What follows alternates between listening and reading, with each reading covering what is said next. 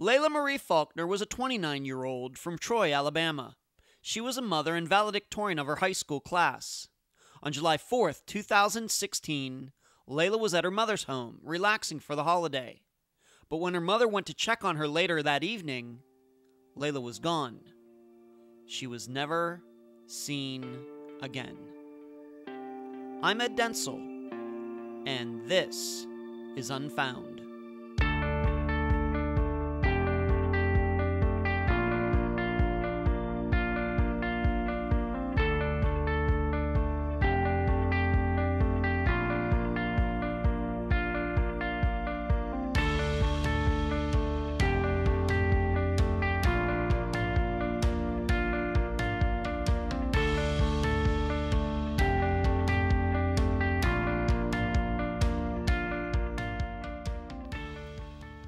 Because of all of those qualities that make us human, we seldom know when we've crossed the line.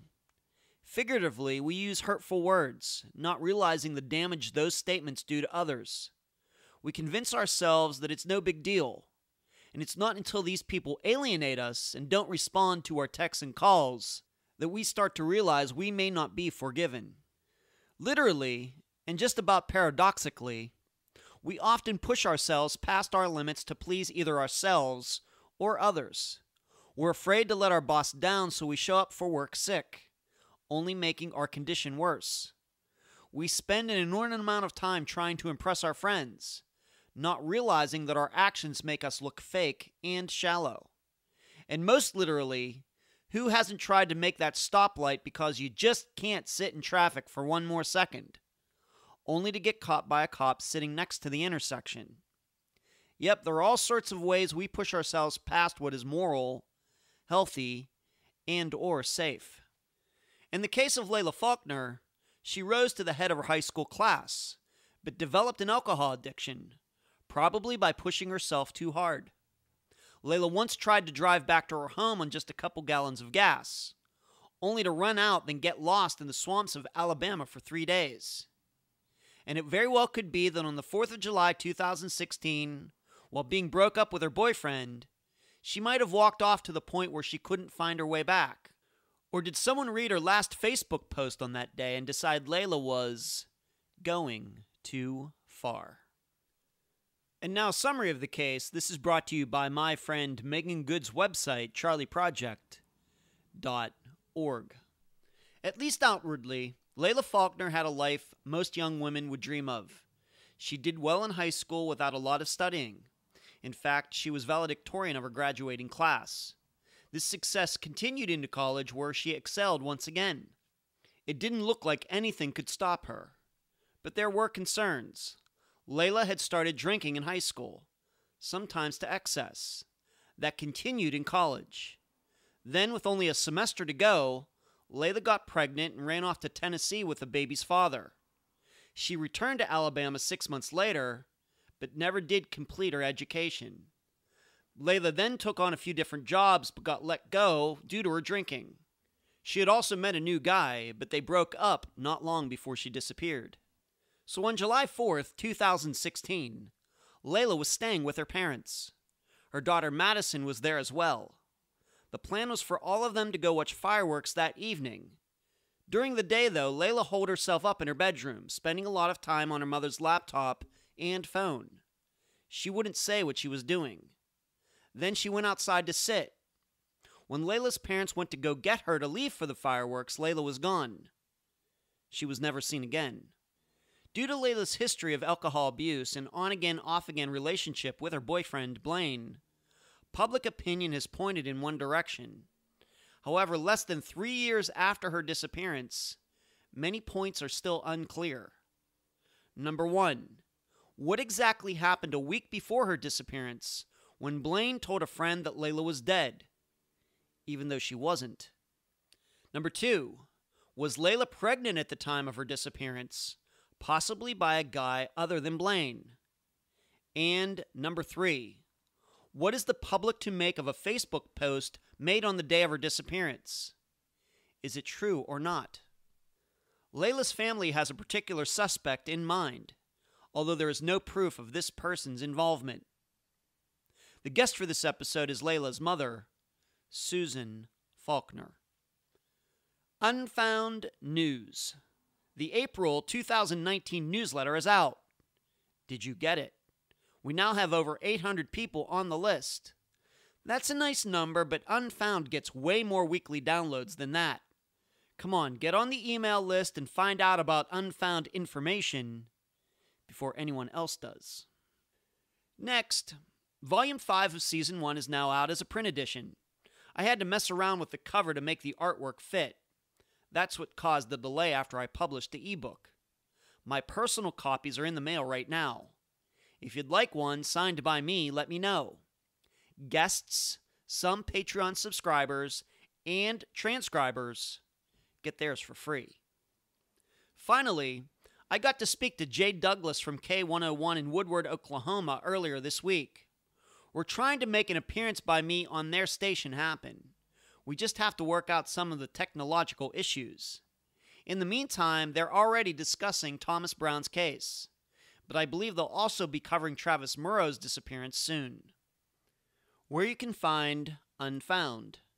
Unfound supports accounts on Podomatic, iTunes, Stitcher, YouTube, Instagram, Twitter, and Facebook. Contribute to Unfound at patreon.com/Unfound Podcast. This week, I need to thank Pammy B. You can also contribute at PayPal, unfoundpodcast@gmail.com. That is also the email address. Merchandise. The books at Amazon.com in both ebook and print form. Do not forget the reviews. Shirts at myshopify.com. Cards at makeplayingcards.com. And please mention Unfound at all true crime websites and forums. Thank you. I'm so fortunate to have on this episode of Unfound the mother of Lelia Faulkner, Susan Faulkner. Susan, welcome to Unfound. Hi. As we always do on Unfound, we want to get to know the missing person as well as we can. So let's do that. Let's talk about Lela a little bit. What was it like to be her mother, and what was she like as a little girl? She was firstborn on both sides of the family. She was very spoiled growing up. Yeah? She got everything she wanted, just about. She was very smart. In school, she accelerated. Yeah. She was usually ahead of her class on everything. Even when she was in high school, she was teaching the other kids how to do the math. Wow. But she was very smart.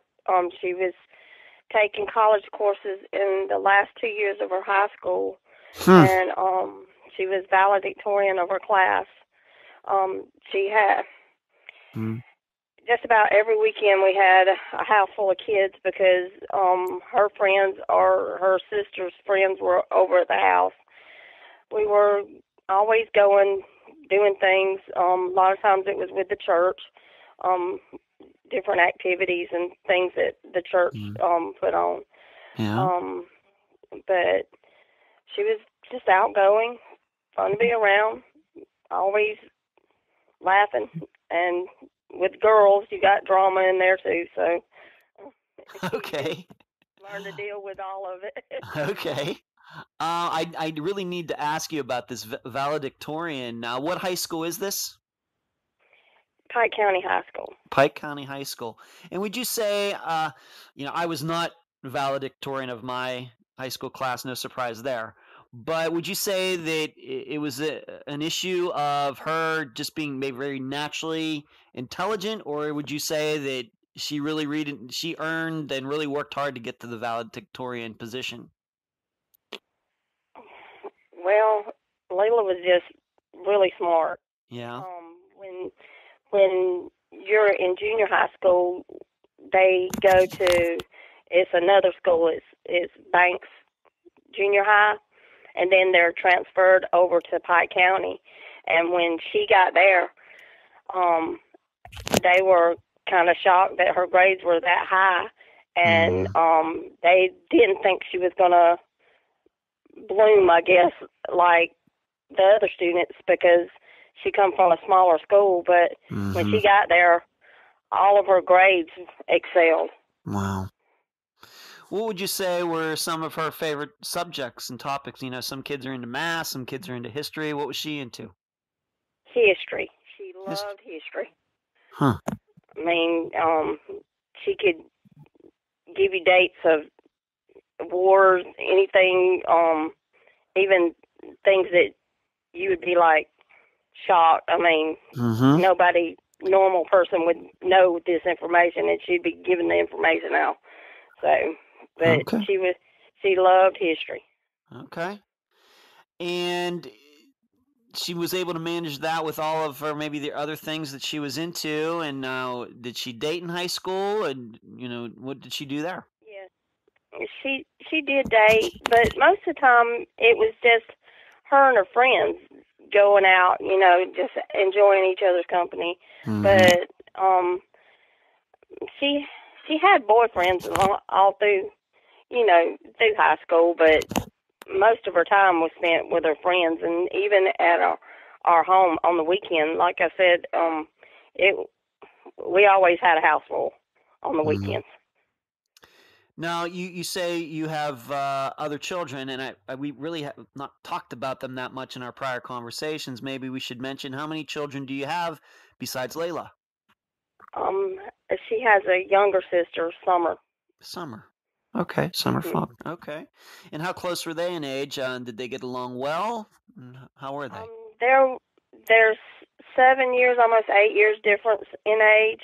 And they did get along well, but because of the difference in age, Lela was always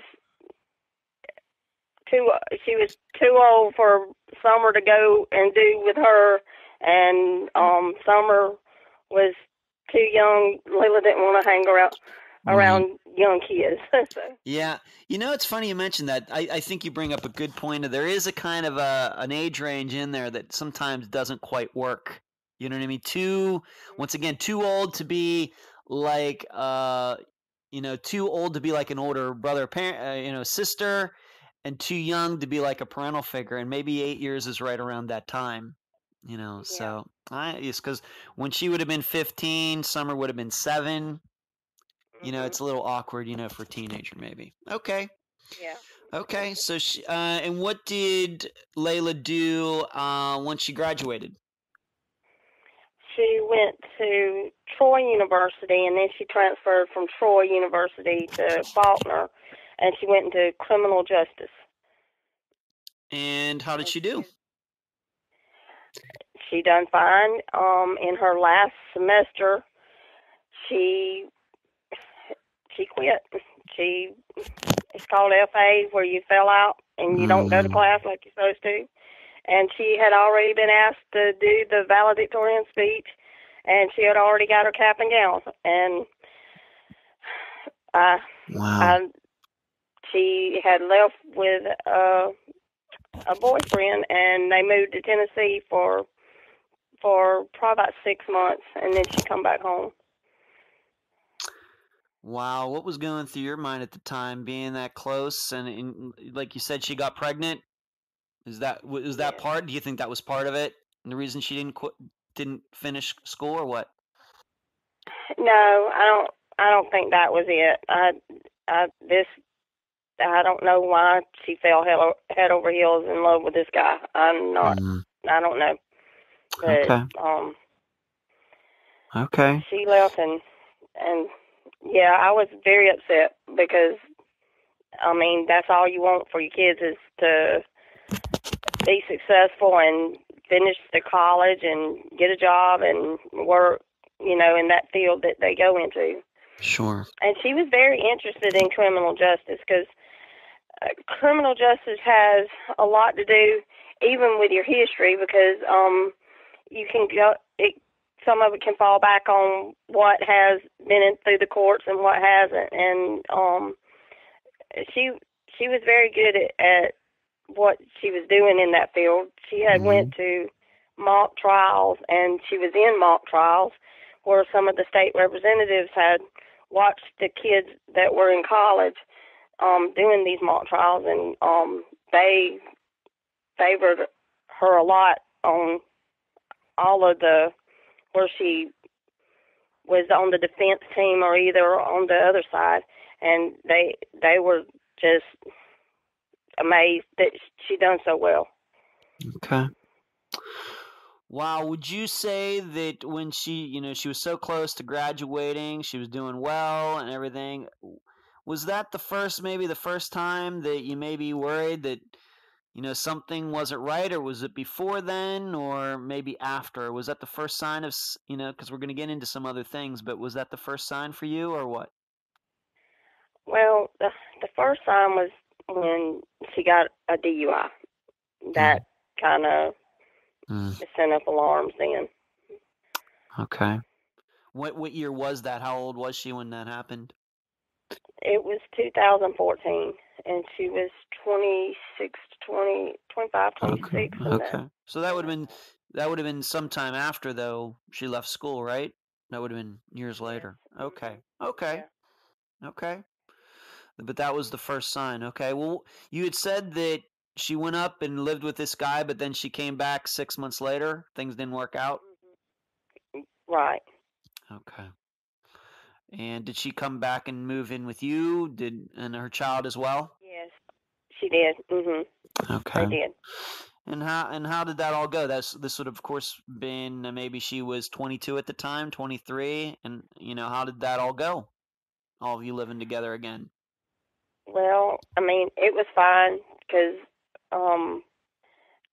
I'd rather them be close to me than not. If that explains anything. Sure. I like her here.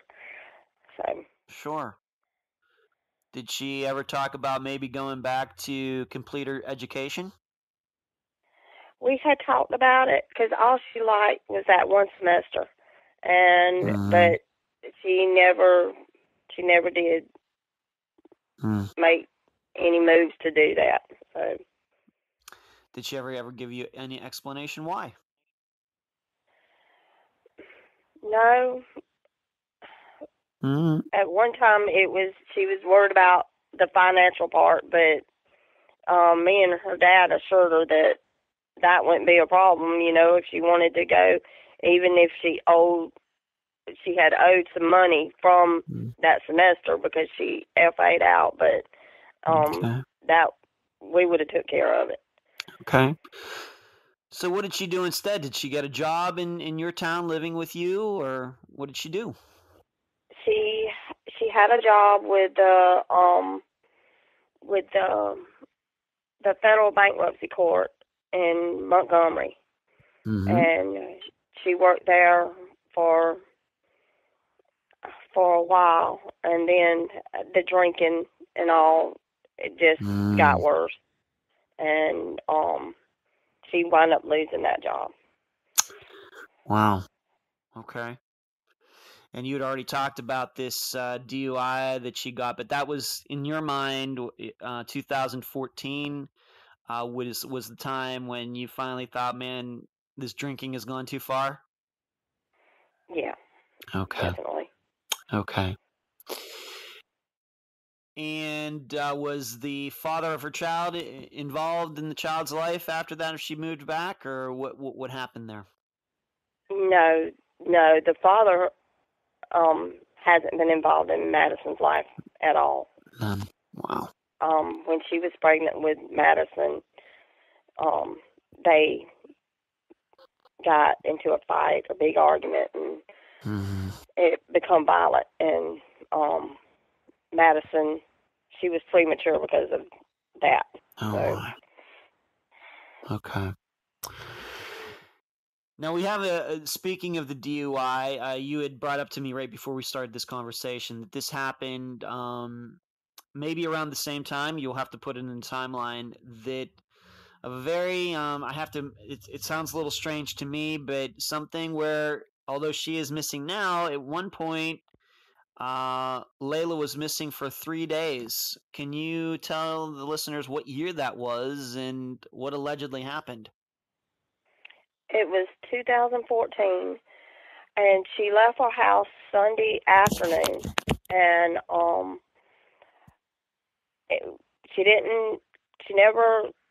we didn't talk to her till Monday. We didn't get we didn't get her on the phone or anything. And then we got a call from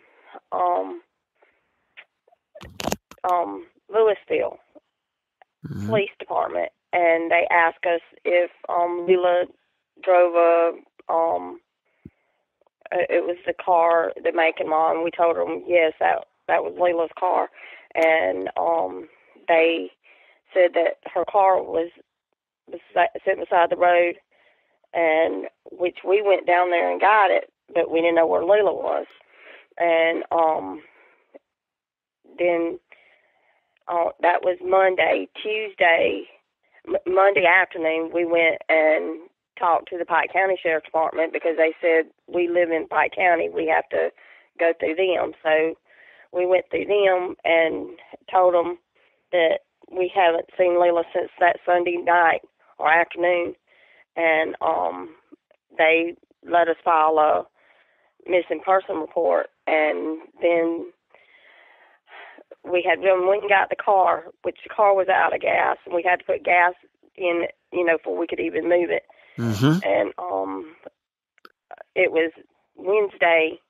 We got a call from the Louisville Sheriff Department and said that Lela had come up out of the swamps up behind the sheriff's or one of the deputies' houses. And then they transported her to Edge Regional Hospital, and she was in pretty bad shape. She had dehydrated and was really sick. So what did she say? I mean, we've talked about this in prior conversations, but she was really cut up, and it appeared like she walked through the swamp and the forest and right through all these bushes in that area. What did she tell you about this once she was able to talk? Well, she told us she was out of gas and she was trying to get to a gas station, and going through which it was an area she didn't know, so maybe that's why. I don't know why she went through the woods. I don't know. All right, so she didn't never did give us an explanation. No, never did. She never gave us. She didn't want to talk about it. No, she just said she ran out of gas. That's all she would tell us. All right, so she didn't, for all we know, she didn't, usually when people run out of gas, maybe they stand by their car for a little bit or they start walking down the road. In her circumstance, it seemed like she didn't walk on the road. She went immediately off the road into the wild of Alabama. Yeah. Okay. And We're from the country, but I didn't, I don't think nobody could. Snakes and all that's too bad around here to be going out in those woods like that. Yeah, I agree with you. I agree with you. So she offered up no explanation, didn't want to talk about it, but she had run out of gas. Did she even say what she was doing up in that area? Would she have had any reason to be in the area where her car was found disabled? No. Before you get to Louisville, you go through Banks, which that's not very far from us. And she did have friends that were in Banks. The only thing I can think of, she maybe, which I knew she went to see those friends, but I don't know why she would go out through Louisville. I don't know why she did that. Okay. Was this incident before or after she got her first DUI? It was after. It was after. Okay. So am I to conclude she was maybe driving without a license when she did this, or what was the circumstances? Possible, yeah. Awesome. Okay. All right. What's certain? So this is a missing persons case, where Lela has gone missing before for 3 days. You had to be worried sick back then. Oh, yes, we were. Just like you are now, of course. Yes. Just nobody had seen her. She hadn't called anybody. That was the circumstances where she was missing for 3 days. Yes. Wow. Okay. All right, let's move on to this. We've talked about the father of her child, who it doesn't seem, like you said, didn't play a role in his own child's, Madison's life to this point. And I'm guessing that Lela and he did not have any interaction? No, they didn't. Okay. So let's talk about another guy in her life that came into our life, and we're just going to talk about him in general terms right now. His name is Blaine Gralheer, Gralheer. How did they meet? When did they meet? And just tell the listeners a little bit about Blaine. They met through friends, and he was a quiet person. He didn't come visit with us hardly any. And during the time that they were together, and they dated for over a year and a half before she went missing. Okay, so they met maybe sometime, and she disappeared, of course, on July 4th, 2016. But so they met maybe beginning of 2015, something like that? Yes, they did. They did. did. So, and it sounds to me like you didn't get to know him very well because he didn't come over to your house that often. No, we didn't get to know him at all. Okay. Didn't come over for Christmas or once again maybe the 4th of July before, like in 2015, nothing like that? No, the only holiday that he did actually visit, and he didn't come to our house, he come to Leila's grandmother and grandfather's house. Okay. And when we had Christmas over there. That was the only time. And at some point, did Lela and Blaine start living together? Yes, they did. Okay. Do you remember when that was? It was shortly after they started dating. I want to say in April probably or May. It's when she moved in with him. Okay. Did Lela talk to you much about? I mean, if you didn't see him much, did she talk to you much about Blaine, how the relationship was going, or did you kind of try to have to find that out through other people? Well, she didn't tell me about the relationship, and yeah, if I had learned anything, it was through other people. It's like they wanted to keep me out of it. Mm-hmm.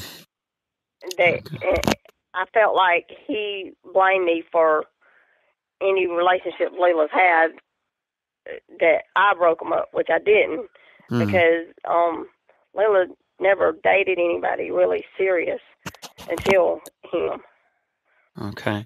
Not even the father of her child? No.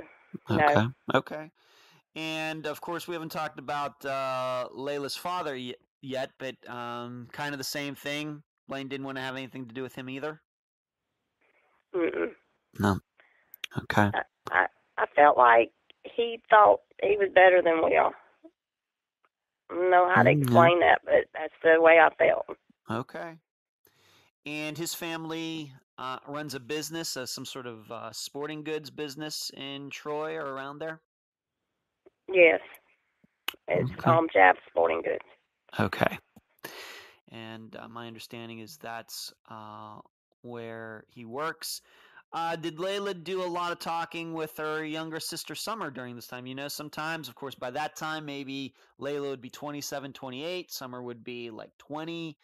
Did they talk about boys and men and relationships? Did Summer learn anything about Blaine during this time or not? Well, Summer's boyfriend knew Blaine because they played ball together, and in the leagues and all. So Summer knew how Blaine was, or knew about Blaine before we even knew anything about him. Okay. All right, but Summer really couldn't, kind of, I guess you'd put it, maybe be a pipeline.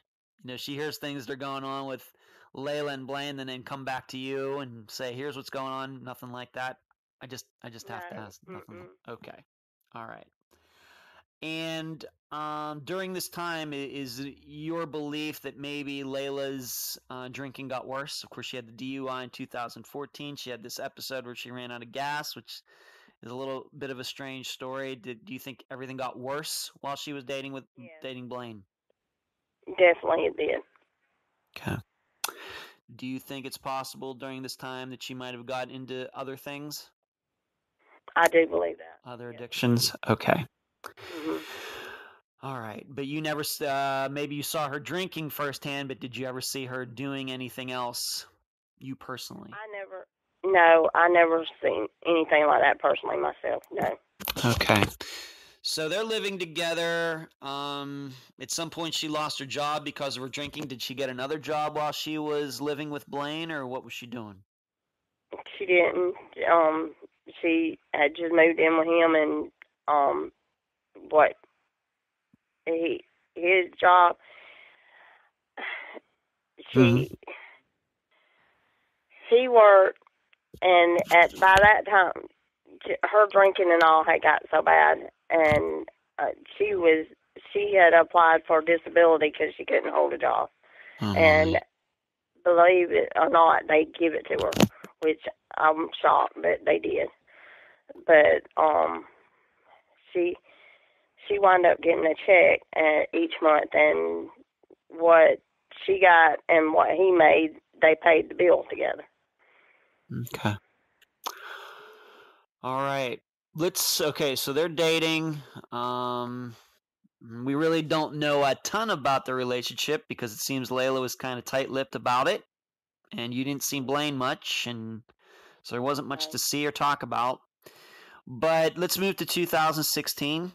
What was your perception of their relationship, those first 3 months? We'll get into what happened maybe closer to the time that she disappeared, but let's just say starting beginning of 2016, what was your outside perception of the relationship? Everything was fine. It was later on in 2015 they started fighting. They broke up a couple of times, and they would always get back together. And then this time in 2016, it was bigger than the other couple of times that they had broke up and got back together. Okay. All right, that takes us up to the days and weeks. So they had a relationship kind of hot and cold, on and off, Right. going on. And during those times, let's say late 2015, would she come back in and move in with you, or would she go to a friend's? What would she do when this would happen? Well, they wouldn't be broke up that long, maybe a week or so, and yeah, she would stay here during that time. Okay, so she knew she could come home anytime she wanted, and I'm guessing that maybe them breaking up, maybe you might have been happy about that. Well, yeah, if they would have stayed that way. Yeah, they would have stayed with it, right? Of course. Together, and it was not working at all. Okay. And during this time, did anybody, you or anybody else that Lela would have trusted, ever went to her and said, you know what, Lela, you got to get your drinking under control? Did she ever try to go to Alcoholics Anonymous, anything like that? Or would you say that she was kind of maybe in denial about the problems she had? No, she wasn't in denial. No? Okay. She knew she was drinking too much. And I think by that, I think she was doing drugs too. So. But did she go try to get any help or any detox or anything like that? No, she didn't. No. Not at that time, no. Okay. All right, this takes us up now to the days and weeks before the disappearance. Of course, she disappeared beginning of July 2016, but there is, this is a kind of, we've covered over 125 disappearances on this program, Susan, but this is a first. There's an incident where Blaine told a friend that Lela was dead. Why don't you explain this incident that happened, and of course start with how long this was before she disappeared? It was a week before she disappeared. We was at home. It was around 10, 11 o'clock at night, and we got a call from one of her friends, and she was crying on the phone, and I asked her, what is wrong with you? And she said, Blaine just called and said Lela was dead. I said, what? And then time we heard it, we took off going to Troy. We called her her grandmother. We called her grandmama and granddaddy, everybody we could get a hold of to let them know there was something wrong. And when we got there, we was expecting an ambulance to be in the yard. Nothing. We pulled up at the door, beat on the door, and Blaine opened it, and we went in, and Lela was laid out just groggy and just like she blacked out or something. And we got her up and tried to talk to her and told her why we was there at that time of night. And she acted like it wasn't nothing. I said, Lela, Jessica had called us and told us you was dead, that Blaine had said. And she said, I'm not, I'm okay. And we asked her, well, do you want to come home with us? And she would not come home with us. And Blaine he didn't explain why that happened, why he called Jessica and told Jessica and didn't call us. And even the whole time we was going to Troy, one of us was calling family, and I was trying to call her phone, and nobody answered the phone. And at no point did Blaine, I guess, or Jessica was not there. We have to explain Jessica was somewhere else, and Blaine called her. Nobody called 911 either. Nobody called 911, no. There was nobody there but Blaine when we got there. And while you were there, and of course you find that your daughter is still alive, a little groggy and everything, but she's coherent. She knows who you are. At any point while you were there, did Blaine ever explain what happened? He did not, no. He didn't say, well, she fell and hit her head. She didn't say, I think she had an epileptic seizure. He didn't say that she was drinking too much and passed out. Nothing like that. Nothing. Nothing. No, he did not say that. Okay. And did he ever even explain why he thought Lela was dead when obviously she wasn't? Well, we haven't gotten any kind of explanation from him. All right. So if you could explain maybe, since he didn't say anything like that, you get there, what does he say? How long are you in their place? What does he say while you were there when you show up, if you can remember? We was there probably about 30 minutes, not long at all. And we asked Lela to come home with us, and she went, and the whole time he was watching the episode, he didn't say anything. Said nothing? No. Wow. Okay. And while you were there for that half hour, did you see any, just to put it bluntly, drug paraphernalia, anything like that could have been involved in Lela being in the condition that she was? I did not. I didn't see anything like that. Okay. And how long would you say it was between him calling Jessica to say that Lela is dead and you getting to their apartment or house? How long would you say that was? It's probably about 15 miles to Troy from our house, and it didn't take us about 15 minutes. Right, you were moving. We threw some clothes on, and yes. Okay. Okay, and the reason, of course, you didn't call 911 is because you were taking for granted that somebody else surely did, for sure. Yes. Okay. Yes. All right, so she stayed there. At any time after that night, of course, this is just a week before. So this is the end of June 2016. In that week after, before Lela disappeared, did she ever tell you what happened? No, she didn't. And she went to work with me on Friday, and I had all that time with her, and she never talked about anything that was going on there. And she kept saying, things ain't like what y'all see. And I didn't know what she meant by that. Even in some of the messages that she had sent to me the week before, she was messaging me telling me that there's drugs all over the house. And I said, I just pushed it off like, you just joking, you're not for real. But she said they're all in the cabinets, they're under the cabinets, and in in the closets, and I, that's just something hard to believe. You know what I'm saying? Okay. So I didn't believe it at the time, and which I have the text messages where she sent that to me, and which the police department has all that right now. Okay. Even talk that happened to her the week before with him calling. She never said anything about that. She wouldn't. Okay. She didn't explain anything. Okay.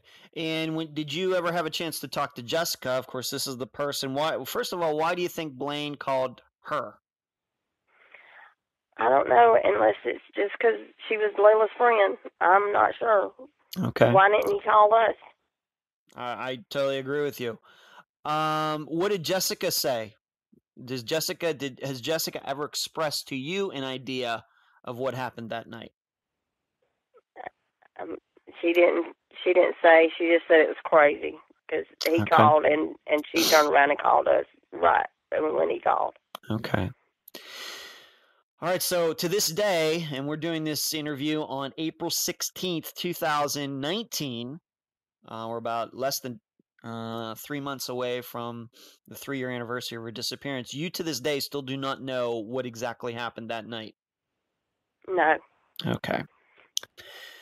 Now, the weird thing about this is even though she decided to stay with Blaine, did she not end up breaking up with him and staying at your house? She went to your house a few days later. It was Sunday. I picked her up and we went to my niece's birthday party. We was there for a couple of hours, and when we left there, we went by Blaine's and got all of her things. And that was Sunday night, or late Sunday afternoon. And she stayed with us from Sunday night to Monday evening when she disappeared. Okay. So you went and got her like the day before? Yes. All right. So she wanted to stay after this incident, but then later, maybe 5-6 days later, she is breaking up with Blaine and she wants to come back to your place and stay. Yes. Okay. And it does seem to me, and I have to ask, you're spending time in the car with her, you're going to some sort of party with her, that incident never came up. I have to ask, it would seem strange to me, what did you two talk about while you two were alone?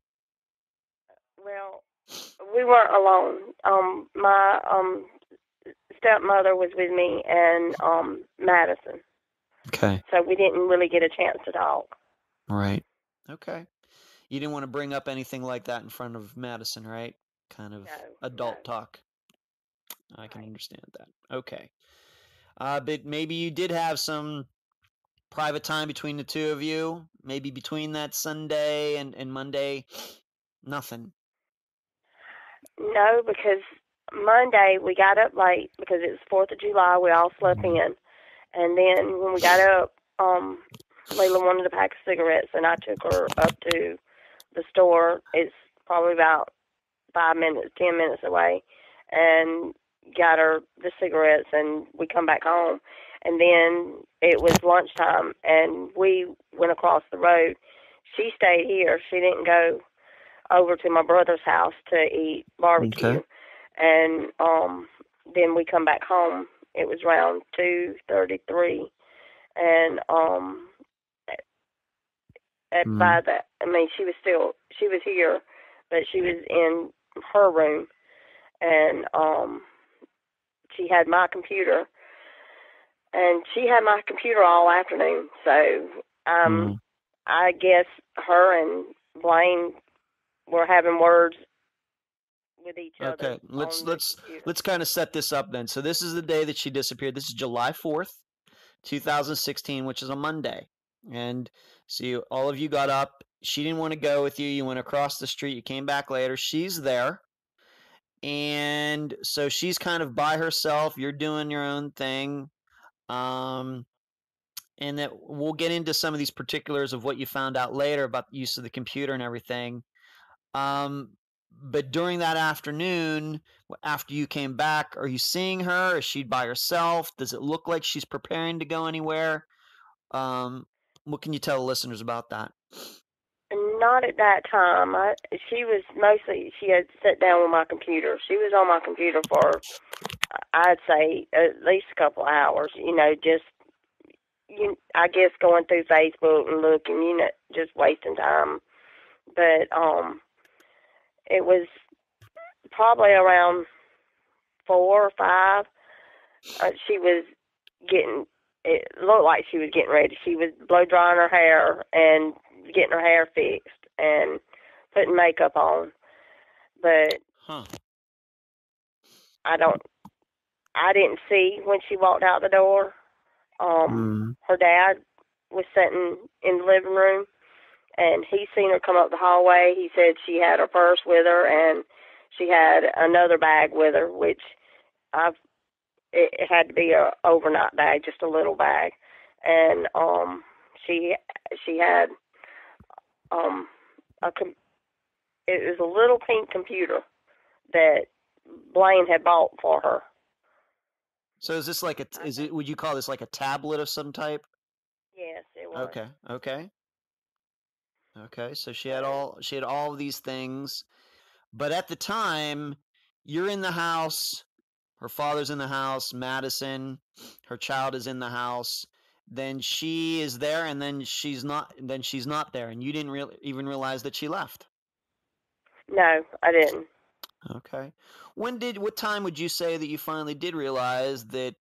And I'm guessing that you don't live in a huge mansion. This is just your regular Alabama house, I'm guessing. But still, you didn't realize that she was gone. No. We have a TV in our back room, and we was watching TV on it, and I didn't realize she had gone. Okay. It wasn't until we got up, go to the fireworks show, that I realized that she had left already. Wow. And that was around 7 o'clock when we got up and got ready to leave. Okay. So your best estimate as to when she left your house? Best estimate. Her last post was at 5:30, and I would say, from what her dad was saying, it was before the sunset, before it started getting dark. So probably around 6:30. Okay. And do you think there's any reason being that did she have her own cell phone? She did, but all right. It didn't pick up very good around here. Okay. We live way out in the country. Okay. And what about this tablet? Did it work? Was it able to get onto the internet out where you lived? Yeah. Yes, but from what she was saying, it was not charged, because she was already talking about that. She was trying to get it charged. Okay, so that's the reason that she was using your computer instead. Right. Okay, and is yours also a tablet, or is it what is it? It's just a laptop computer. Laptop computer. Okay, like I have. Okay. So you find out that she's gone, and what was the first thing that you thought? Were you surprised that possibly somebody could drive up to your house and you not realize it, or what? Oh yeah, definitely. Because you can't, from the back room, you can't hear if somebody drives up in the driveway. Can't hear it. Okay. So she's gone. Did you try calling her or anything? Not then, because she's an adult. She was 29 then, and I didn't. When you're an adult, you can do what you want to do. I can't tell her what she can and can't do. Sure. So it wasn't until the next day I started getting worried, and we was calling. Okay. Because what I'm thinking is maybe you all had plans to go to these fireworks, and she's not there. I thought maybe you might call her and say, "Hey, Lela, I thought we were going to go to the fireworks," or something like that. That's why I ask. Well, just didn't happen. Just didn't happen. She's an adult. She can do what she wants. Okay. Right. Did you have a suspicion about what happened at that point? What were you thinking? That's if somebody did drive up to the house, who were you thinking that could have been? Well, it could have been Blaine, but I don't know if he would, because they were having that word then. But see, I didn't know that at that time. Yeah. So I wasn't. I don't know who might have picked her up. Okay. To be honest with you. All right. So what I'm guessing is at the time she's not there. You're thinking maybe somebody picked her up. I'm just wondering if there were several names that popped in your head that could have popped them up, or just a few. Just a few. Just a few. Okay. Yeah. All right. So she's not there. Of course, she does not come back that night. When do you maybe start getting a little worried about all of this? The next day. The next day. All right, let's talk about that. What'd you do? We started calling her phone, and it went straight to voicemail each time. Okay. And you can leave just so many messages, and then it quits. That's right. Messages. Right. Yep. That it does get full. That's true. Did you call the police? Did you maybe look online, or maybe her Facebook page or something? What other steps did you do to try to figure out where she was? Well, we sent messages through Facebook and even messages on her phone, as well as calling. And no, we didn't call the police at that time because she's an adult, and you really don't know what to do at that point. And it was after we hadn't heard nothing from her from 2 or 3 days.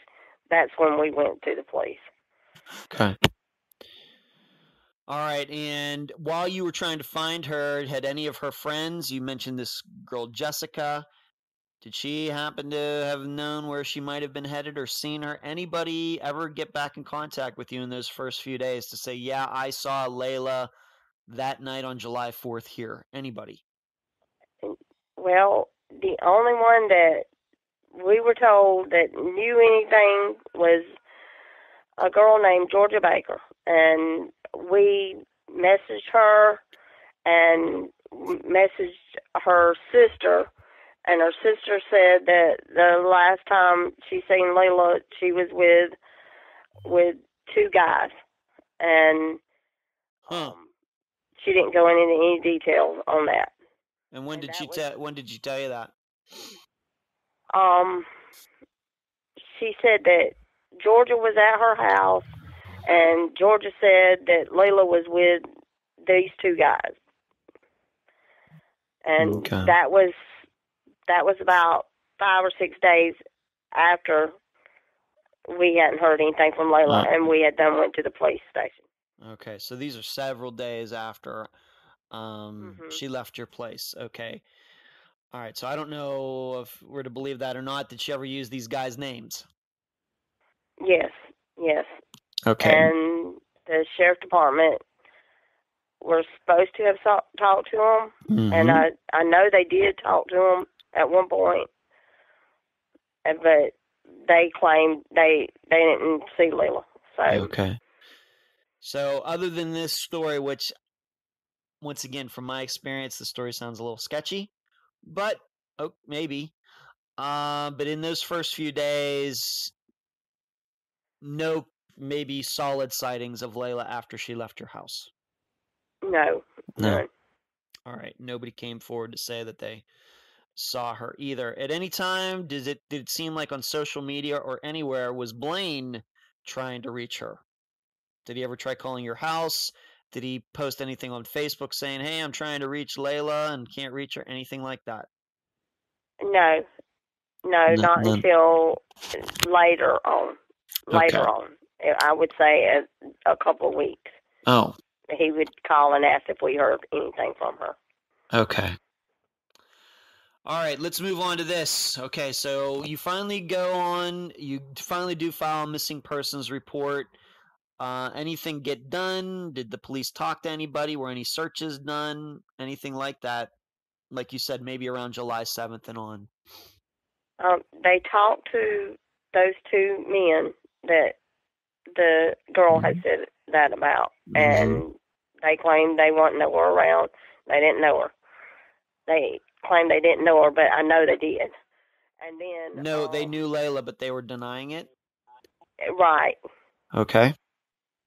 And then 3 months after she went missing, they questioned Blaine, and they had him come in, and he agreed to take a polygraph.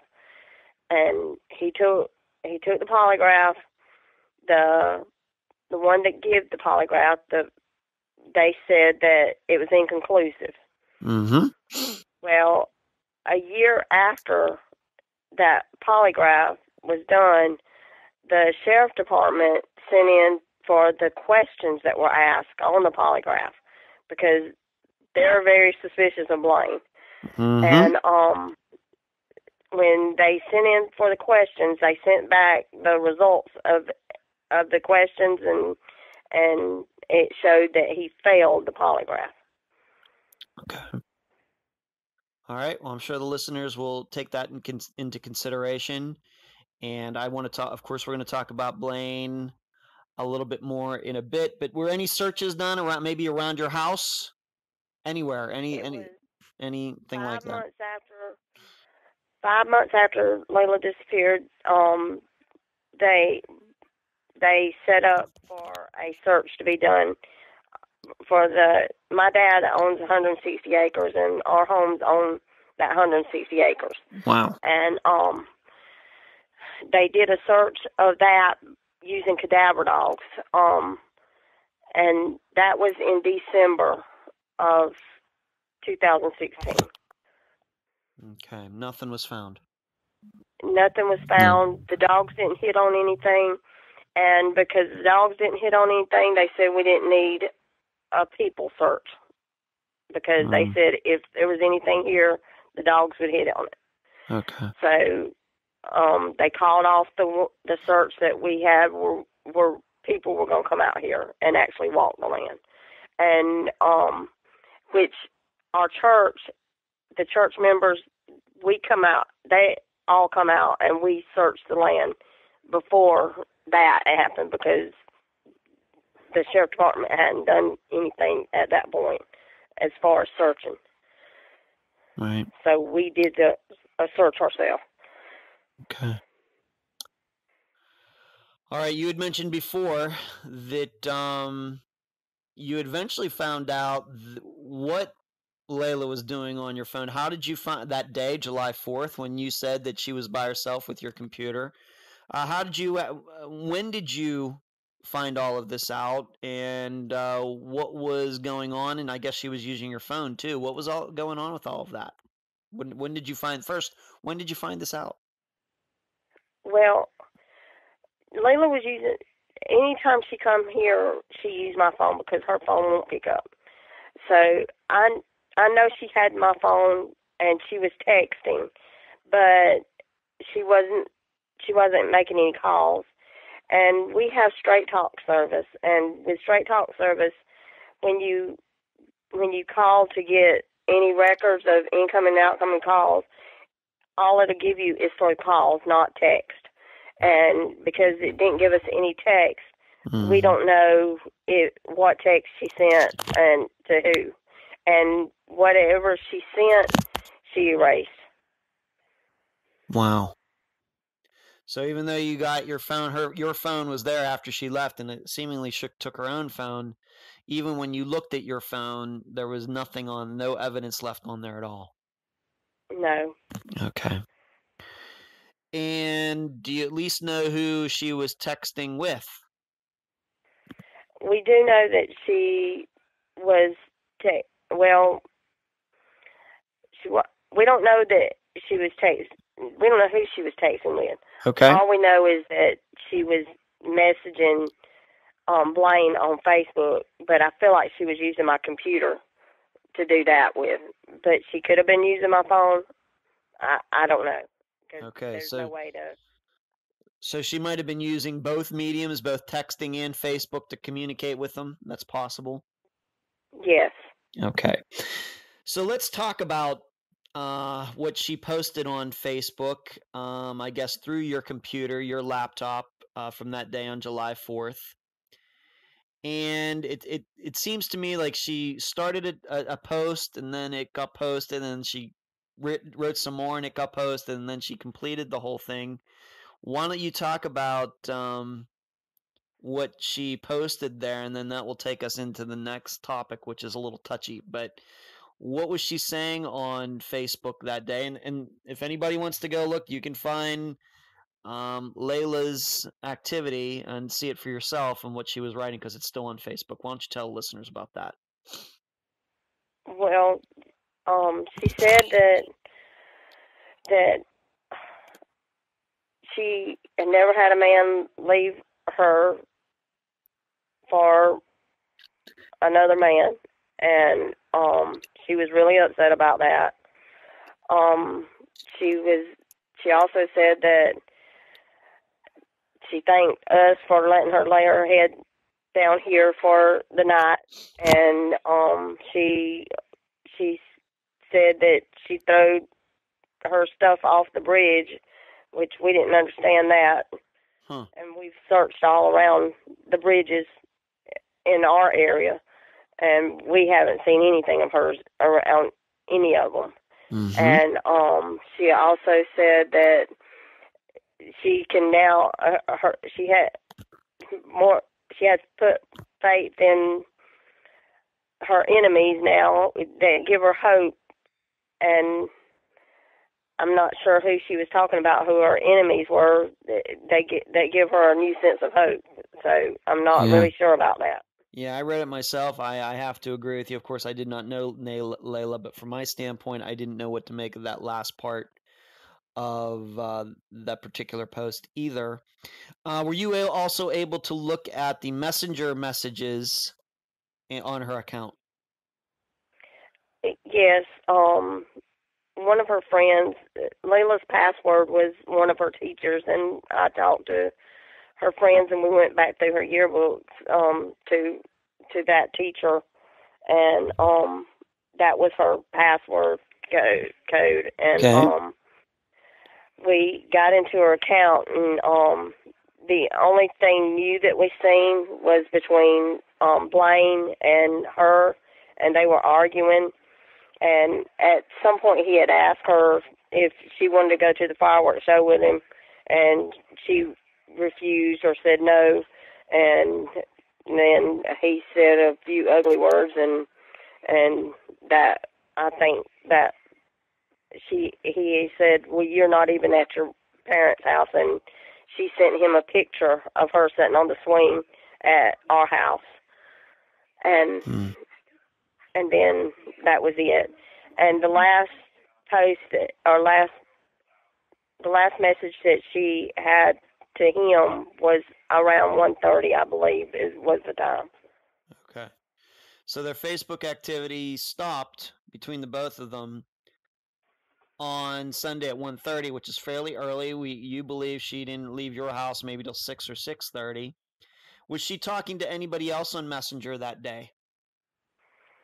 We don't know. We didn't see anything else to anybody else. Okay. Just him. Okay, so we got all this texting, but she erased the text, which means she was trying to hide that information from you because she knew, of course, eventually you'd get your phone back. But she was talking to Blaine, but there's no. It seems like he was inviting her to go somewhere, but she turned him down. But nowhere in any communications that you could find was there any statements about somebody coming over to pick her up at your house. You never did find anything like that. No, not there, not on my phone, not on any messages. Okay, and it doesn't seem like anybody else, her friends on Facebook, for example, even talked about her going out with them or anything either. So we just don't know. No, we don't. We don't. Okay. Now, if the listeners thought they misheard what Susan said a couple minutes ago, you did not. And the reason we're going to talk about this is because this is public information.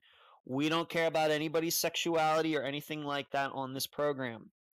However, if Lela is going to post something for everybody to see, because everybody can't see it now, then we need to talk about it. And yes, she did say that Blaine left her for another guy. Now, this is something that when you read it, I'm sure maybe you didn't know what she was talking about at the time, but eventually you did find out. How did you find out? And we're not going to use this other man's name. So explain how that all happened. What did you think first when you saw that post in which she wrote there? Did you think she was just joking around, or what did you think? I thought that she was just mad with him, and that was her way of getting back at him. I really was uncertain of why she would say that. Okay. All right. So I would, of course, maybe think the same thing. But eventually, and once again, we have to realize that this is hearsay, but we have to talk about it because Lela posted it on her Facebook page, and that means it's public. So we have to talk about it. When did you hear a story that might go along with that post that she made on July 4th, 2016? How long after she disappeared did you hear this? It was about 6 months after that. That long? 6 months later? Wow.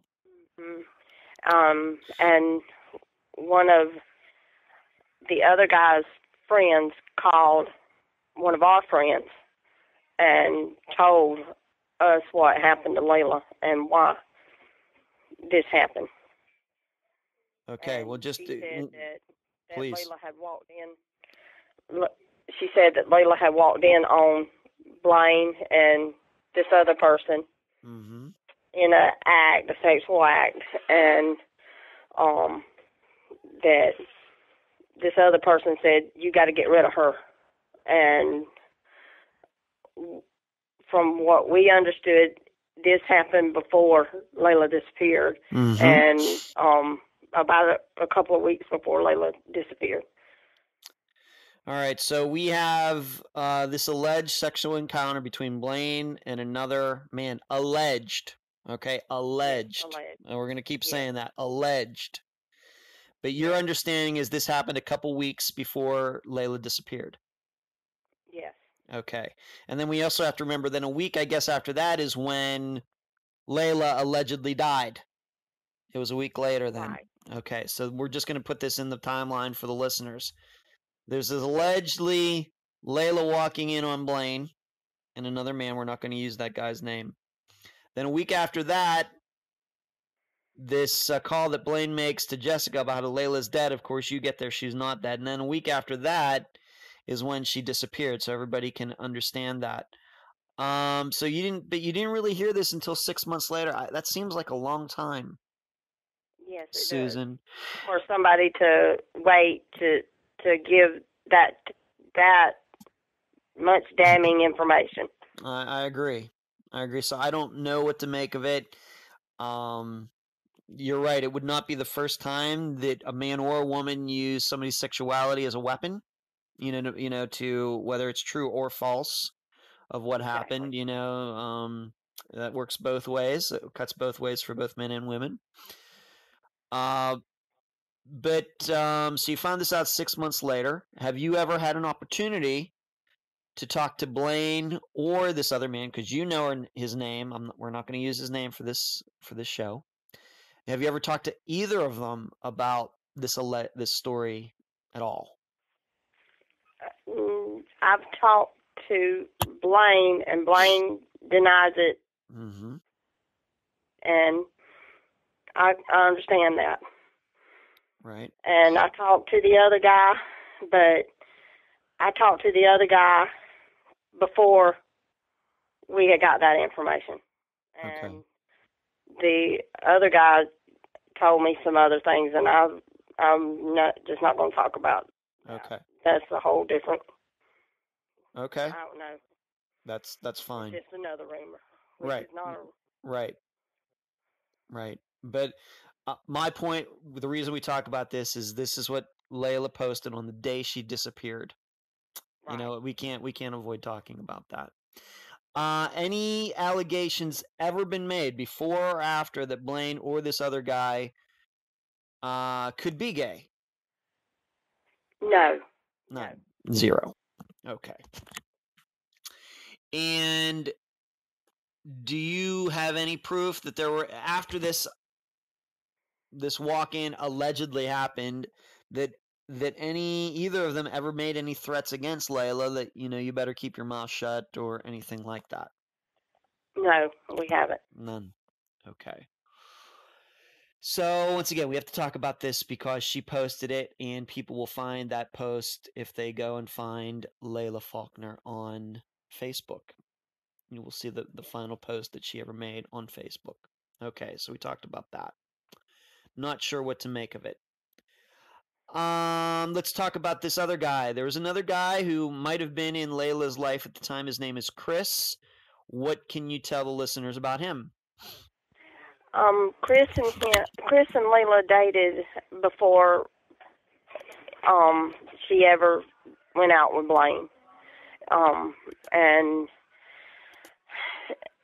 in May, Blaine and Lela broke up, and Lela went to see Chris, and I'm from what I understand, from what Barbara told me, Lela had took a pregnancy test in June with friends around, and the test showed up that it was positive. And and which Lela never told me she was pregnant. She never said anything about being pregnant during the little bit of time that I had with her. So I don't know if that's true, but I can't see. Barbara's not going to say it's not true. Barbara is with Halo Investigations. Mm-hmm. She is the one that got that information. Okay. So maybe Lela just didn't tell me or didn't want me to know. I'm not sure. Right. But Blaine and Lela was talking on. She was using my phone before that. And he had sent a message saying that Lela was pregnant. That's why she's acting crazy, is what he said. But there is this other guy, Chris. Maybe if she was pregnant, other people were there who allegedly saw her take this pregnancy test. And the listeners should know, once again, we're doing this interview on April 16th, 2019. This episode will come out on the 19th. I hope to talk to Barbara from Halo Investigations between now and Friday, so maybe we can make that happen. Maybe I can talk to her about some of these things, and any of that conversation will be included in the summation after this interview. But Chris, where was he on July 4th, 2016? He was in jail. All right, so he has a pretty solid alibi for that day. Yes, he does. Okay. All right, is there any other... We're going to talk about Blaine quite a bit, because I know people want to hear more about him, what he says happened that day, etc. Any other people that you can think of that Lela might have gotten into a vehicle with that day on July 4th? Besides Blaine. No, I don't know, because most of her time was spent with Blaine. Mm-hmm. It's not like she wasn't going places and doing things with other people very often, because she was with Blaine, and I don't know of anybody else that she would have left with. Okay.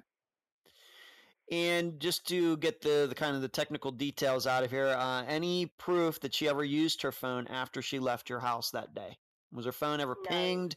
Any cell phone information? Anything? The last ping was when we left Troy. That was the day before, on Sunday. That was her last ping.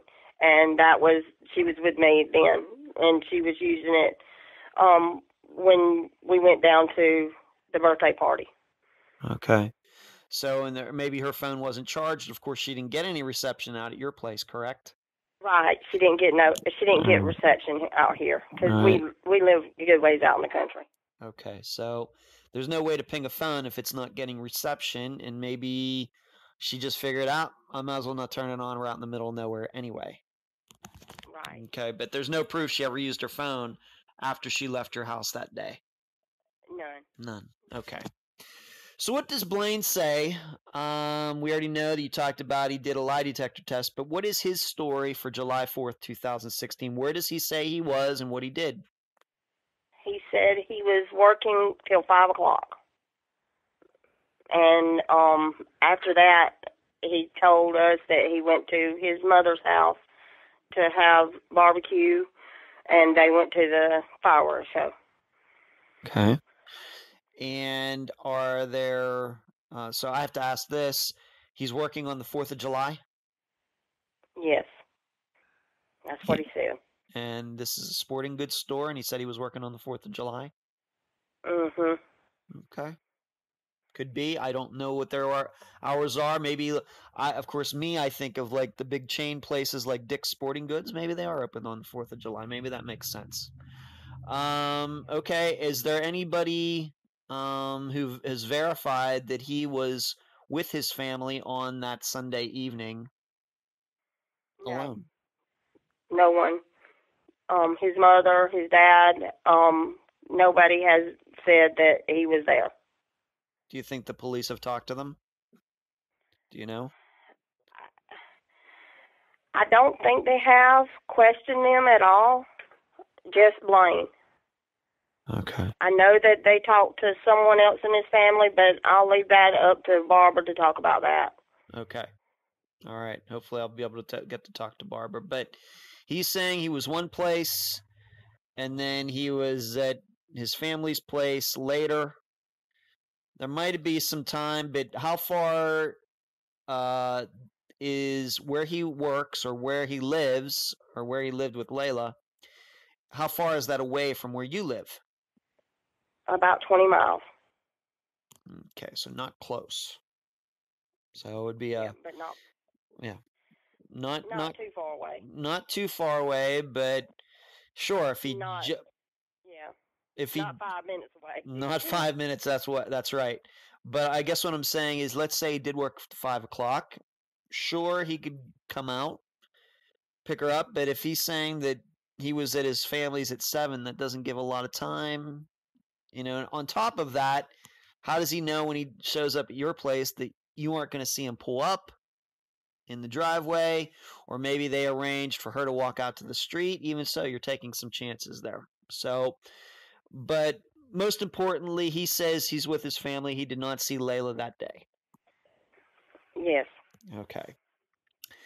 And I'm going to ask you this again. Has he ever been asked, to your knowledge, by the police or anybody else about this story regarding him and this other man? No, not by the police. He hasn't been asked. Okay. Now, I don't know when this happened, but I do have it in my notes, because at some point you did tell me this. Is it true that at some point earlier that year, 2016, that Lela texted somebody that said, if anything happens to me, look at Blaine? Is that true? Yes, in April, she texted that to me. Do you still have that text? I do, but the police have my phone. They do? Okay. All right, when did they take your phone? How long after? When did they do that? It was a year after, which I offered it up when Lela went missing. I told them that the last one she used was my phone and my computer. Uh-huh. And I told them they could take it. If they can get any information off of it that would help, that I want them to. And it was a year later before they actually took it, and I took it down there to them, and they sent it off to where one of the places that do that type of search, okay, and went through everything. But you never got your phone back? No, they still have my phone and my computer. Okay. I'm just going to say this publicly. It's probably about time you get those things back. This should be plenty of time. Unless they're going to start some criminal investigation sometime soon. You know, it should be about time. I mean, if it was a vehicle, let's put it this way. If they had your car, they would have given it back to you by now. So that's something to think about, because it's amazing how sometimes police collect things and then things disappear. So, okay. all right. So I would suggest maybe you start asking about that. So she texted you that. Yes. Okay. That was in April. Okay. And did you ever have a chance to talk to Lela about that specific text? I had asked her about it, but she just told me, if anything happens to me, y'all need to look at that. So, Okay. And that's what she kept saying. Okay.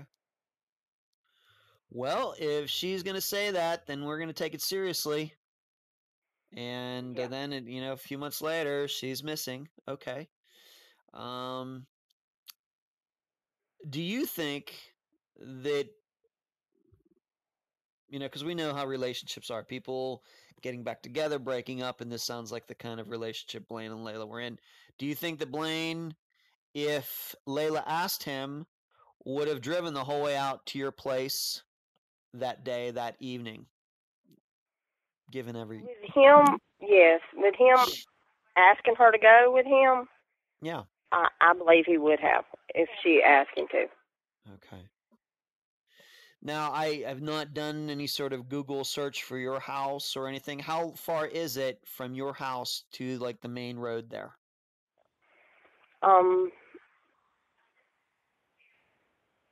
Well, the main road would be...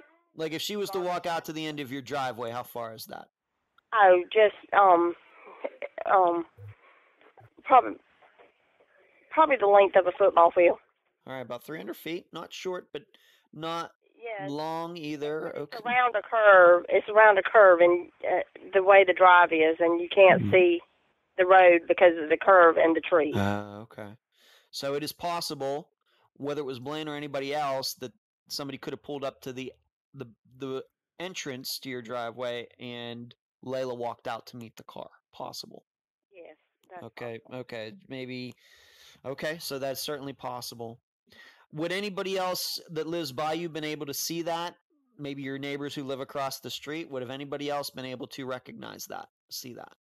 Well, my brother and his wife and daughter live across the street, and they didn't see anybody pull up in our yard that day. Okay. Has Blaine, since July 4th, 2016, ever offered up any idea of what happened to Lela? No. Not to you, not to anybody else, not to people who know him, anything? No. Anytime we got information or somebody called in and told us something, he would always say, I don't want to know, I don't want to know, I don't want to know. He wouldn't even listen, But you did tell me that although he certainly was standoffish while he and Lela were a couple, that a couple weeks after, he started calling you, asking you questions, didn't he? Well, messaging me. Messaging. He would message me. Okay. Just about every day. I would get messages from him. And what was he saying? Just asking how we was doing, telling us he loved us, and he's praying for Lela.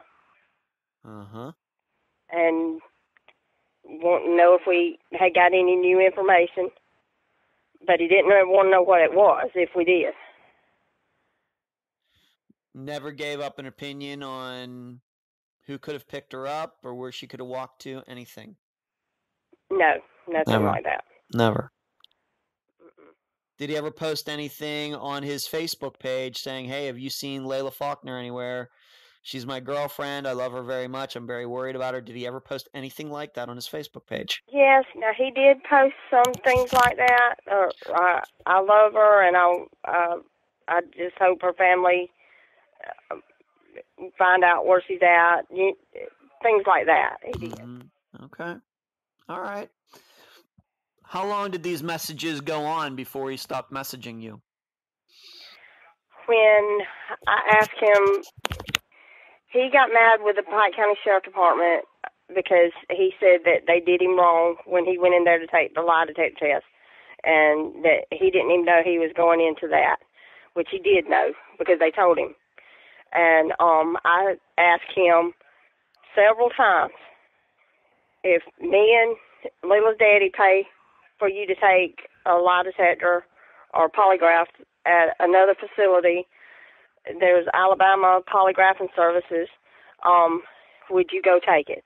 It's $400 for the test, and me and Ricky was going to pay for it, even his time off work, even his gas to get up there, if he would just go and take it to rule himself out, because the Pike County Sheriff Department told us they can't move any further on this case until they rule him out. And we felt like that would probably be the only way that we could get them to move on. You know, we wanted to rule him out. And so we agreed to pay. We told him we would pay for it if he would just go get it done at this other place. And he wouldn't even have to have anything to do with the Pike County Sheriff Department. And he never refused, but every time he had an excuse. He couldn't take off work. He had a bowling tournament. I mean, just different things. But he never agreed to go take the test. And we have to have his agreement to go take it before we can pay for it. And he never would agree. Okay. And we couldn't pay that kind of money and he not go and do anything, you know? Of course not. Okay.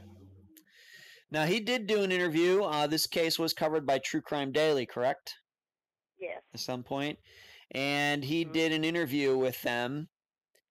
And, of course, he claims he has nothing to do. Although I would, if you read the statement, to me, it's a little bit of a denial. But he said something in there about Lela having a deep, dark secret. Any idea what that meant at all? He was talking about drugs. Lela was doing drugs. Okay. And he claimed that he had walked in on her doing drugs, but I don't know if that's true. And it could be, because I know Lela was drinking real bad, and she was possibly doing drugs too. Okay. All right. So that's everything concerning Blaine. Did he get another girlfriend fairly quickly, or? He had a girlfriend. He had a friend that was a girl. She bought him a watch and a couple of other things, and she worked with some printing service, but I don't know her name. And all I know is that she worked with a printing service, and they were going to print out flyers and send them to the mailboxes in our area.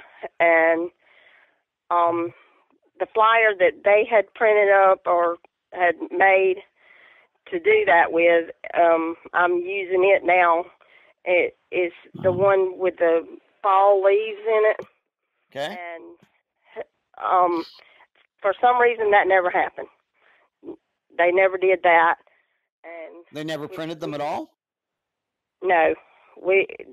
He sent me a text with that picture and what they were going to put on it, and that was as far as it got. And then either they broke up or they cut things off. I don't know. And then now he's dating another girl. And this other girl used to go bowling with him when him and Lela were together. And he's dating her now. Okay. You had mentioned Barbara Hastings a few times, and I'm going to try to talk to her before this episode airs, so I can include some of her comments. How long has she been helping you with this case, and what has she done? She has been helping me since about the third week that Lela went missing. She contacted me and asked me if I needed help getting flyers out and getting search parties to do searches. And I messaged her back and I told her, yes, any help we can get, we would greatly appreciate it. And she's been with the case ever since then. And that was July, probably 18th, 19th, around of 2016 when I first talked to her. Okay. But and please. Well, they've had people call in with tips, or like they say, it's hearsay. Mm-hmm. And she has talked to several people that have called in, even people that have called in and say that they have seen Lela. They follow up on it and they try to find this person that they seen, and she's talked to them people. Okay. Has Barbara tried to talk to Blaine? Yes, she has. Okay, and how's that going? Well, he's blocked her. Has he? Probably in the last 6-8 months, she's been blocked. Okay. By him. All right, we have to remember. What? Please, I'm sorry. Which Barbara stays in contact with Troy Johnson, which is the deputy that's over Leila's case at the Pike County Sheriff Department, and him and her go over information that they get, and they keep each other updated, and they've been very helpful. Even Troy has been very helpful. When we go out and search, if we find, it's very, I know this sounds horrible, but we go out and search any place that we've heard that she may be. If we find bones or anything, Pike County Sheriff Department, they'll come pick them up, and they have them sent off to see if they're human or if they're animal, because you don't know at this point. All right. But they've been very helpful in that aspect. So. Right. Well, going back to Blaine for a second, I want to ask you something more about Barbara. But going back to Blaine, do you know if his phone records for that day have ever been pinged or tracked or anything like that? Is there any proof that he was in the area of your house at the time Lela disappeared? I don't even know if that's legal. Well, it is if they think he's a suspect. I mean, you can get your hands on it. I mean, agree to it. Yeah, well, they wouldn't even have to. They can subpoena records. Although it's our phone, if you or I were ever involved in a crime or suspected being involved in a crime, they could subpoena our records, and we would not be able to stop them. Yeah. So I'm just wondering, that's never been done? No, it hadn't. And he had just got a new phone, according to his friends. He went to Vortex Springs on Sunday, and the friends that he went with said that he had got a new phone. Like the day before she disappeared? Yes, according to them. Now, I don't know that for a fact myself. Okay. And plus, he used his mom's phone, too. Okay. Getting back to Barbara, now she's the one who found out about this pregnancy info, if we're to believe it. Anything else that she maybe has been able to discover that maybe the police didn't or hadn't? Was she also the one? She wasn't the one that found out about this Blaine and this other guy, their story. Was that somebody else? No, our friend called us, but now she did talk to our friend, and she told her everything. And at one point there was Sean Smith with the Alabama cold case files. Mm-hmm. He was helping us too, but for some reason they shut that down in Alabama. That they're supposed to reopen it sometime soon. I don't know how that's going to go, but Sean Smith, and that's with the Attorney General's office. Okay. So she's helped you out, and she continues to help you to this day. It's good to have somebody like that working with you, right? You just don't know, because there's a lot of times we've been real upset, and she's talked to us, and it just helps. You'd be shocked at some of the things we've heard and been told. So, but she's helped us through it, and she's done all the calling to these people, talking to them, and trying to get all the information she can from them. Yeah. 'Cause we just hear so much. It's just unreal. It's unbelievable. I feel like how cruel people can be. That's true. I hear that a lot. Let's talk about Lela a little bit. I'm sure a big question. You should know that 80% of Unfound's audience are women. And I'm going to take for granted the large majority of them are mothers like you are. Can you maybe explain, what happened there with Lela? She's valedictorian of her class, and then she almost finishes college, and before you know it, she's an alcoholic. And how do you look back at it now, and what do you think happened in there? Of course, hindsight is 2020, but can you point to any particular thing that caused her to go in that particular direction? Well, in high school, she had to have 2 surgeries in our last year of high school, and we think maybe it started there, because with them 2 surgeries, she was drinking occasionally then, but in high school. All blown in out high school. After. Yes. Okay. I don't know how her friends. I don't know how they would get. I guess all kids can nowadays. It seems like it. But if we could have put a halt to it then, it wouldn't have got like it was. Okay. So she had something that you started in high school, possibly, that might have had something to do with what kind of surgeries were they, if I may ask? She had TMJ surgery. Wow. On her jaw, and she had her gallbladder removed. Huh. Within 6 months of each other. That's pretty young to have a gallbladder removed. What was it? Did something happen there?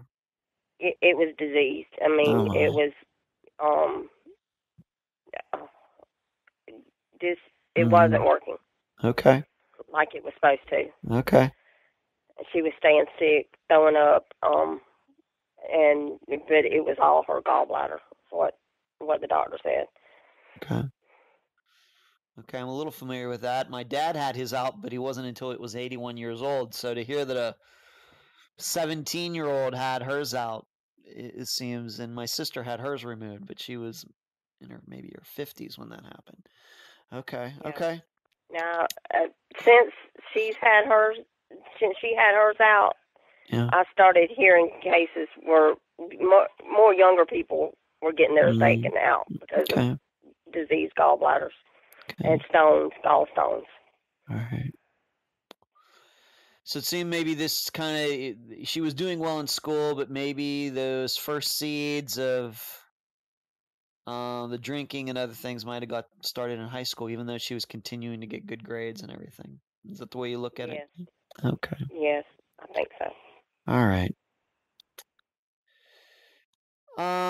What's this been like for you? I know it has to be tough. I know that you have, of course, another daughter, Summer, who, of course, needs your attention as her mother as well. But I'm sure it's been tough for you, your husband, and Summer, and Madison too, of course, most importantly. Yeah. Yes.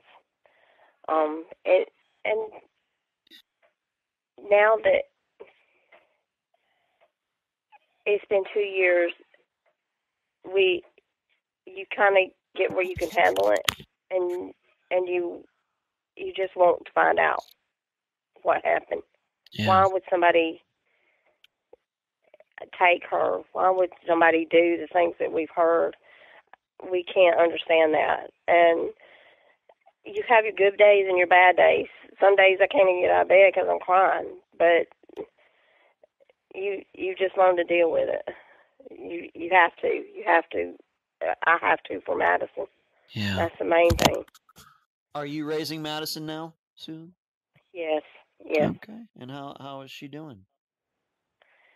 She's doing fine. When Lela first disappeared is when we had the most problems. She was upset. She would come home from school. The kids were saying things to her about her mama, saying her mama was raped and killed.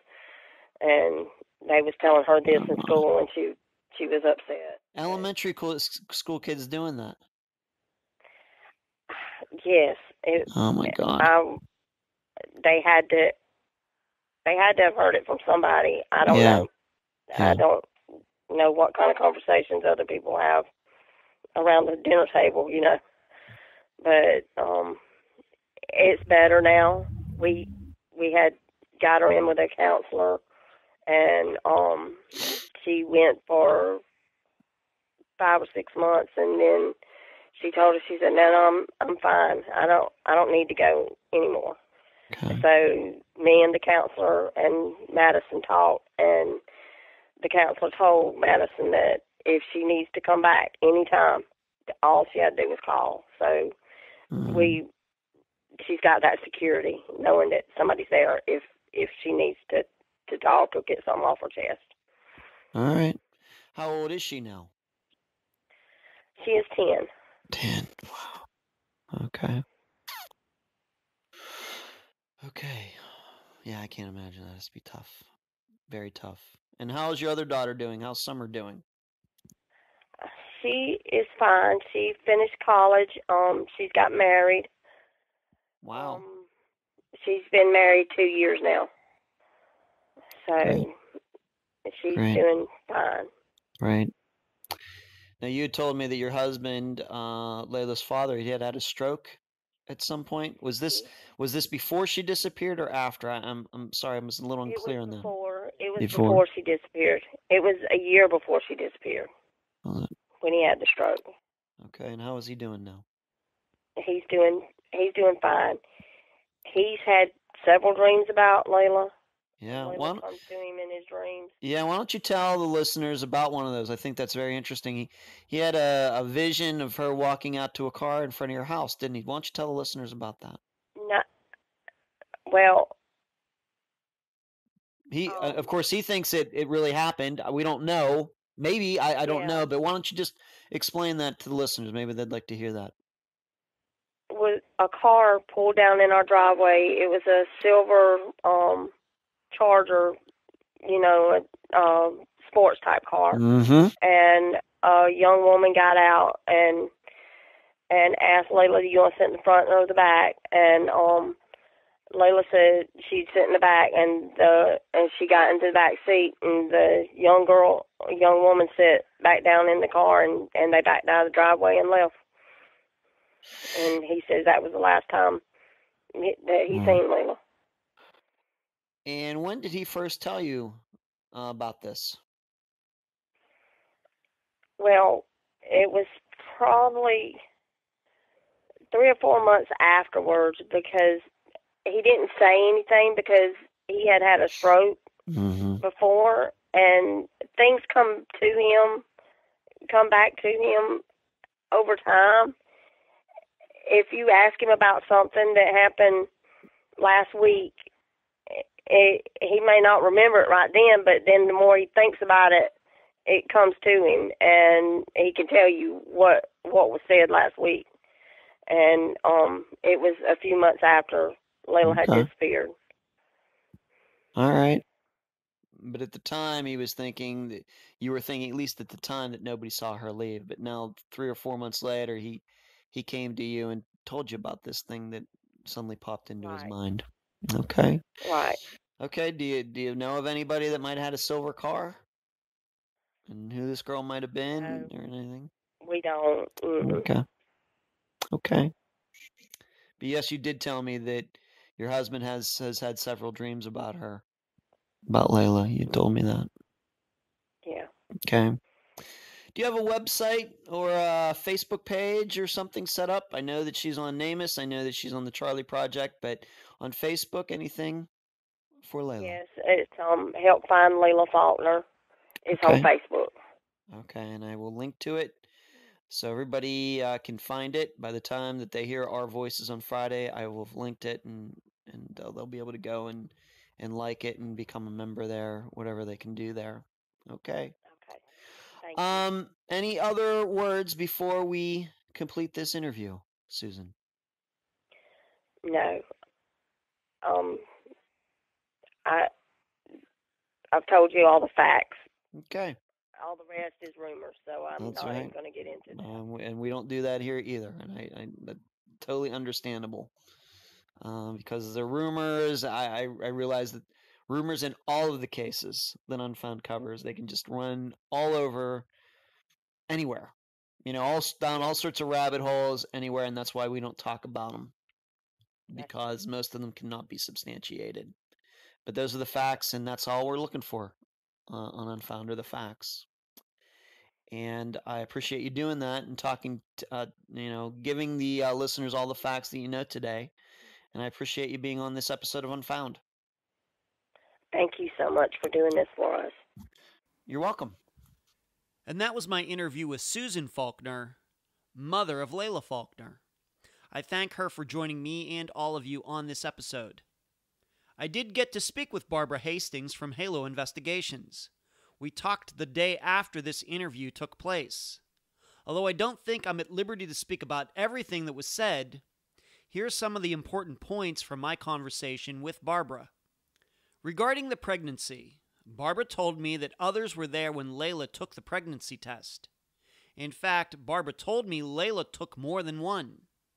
However, none of these other people ever saw the test itself, which to me seems odd. Would Lela show the test to people while telling them she was pregnant? Granted, I have zero experience in this area, but what do all of you think? I think what I'm saying is we only have Lela's word that she was pregnant, and we surely don't know who the father was, if in fact she was pregnant. Regarding that, Barbara spoke to Blaine about Lela being pregnant. At the beginning, after Lela disappeared, Blaine said he and Lela talked about having a child together. However, when Barbara spoke to him a year later, Blaine claimed there was something wrong with him and he couldn't get a woman pregnant.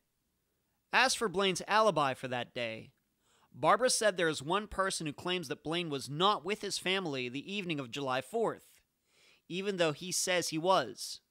This person would be in a position to know something like that. However, the rest of Blaine's family said he was there. But as far as Barbara knows, they've never actually told this to the police. I am unclear whether they've avoided the police or the investigators just haven't bothered to talk to Blaine's family. Barbara and I also spoke about Lela getting lost in the swamp for 3 days. We also discussed Blaine claiming Lela was dead a week before she disappeared. Barbara didn't have any good explanations for either incident, and really neither do I, except to simply say that Lela was probably on something both times. Well, as it turned out, I'm recording this on the very day that this episode is coming out, so April 19th, 2019. I got to interview Susan earlier in the week, and then on Wednesday, I got to speak to Barbara. That's what you just heard on this episode, some of the conversation that she and I had. Well, last night, Blaine contacted me on Messenger. And we had about a 45-minute conversation, and I promised him that I would give his side of the story regarding Leila's disappearance. And so this is what you are going to hear right now. It is not a phone interview because in these types of situations, I like to have a record of the conversation. This is a discussion that he and I had over Messenger. So here you go. He, of course, says he has nothing to do with Leila's disappearance. He says they broke up due to her using drugs. Yet he admits he still loved her at the time. And that's the reason he wanted to meet her for fireworks that evening of July 4th, 2016. He insists he has no idea what happened to Lela. However, he did give the police the name of a guy who Blaine thought might be a good suspect.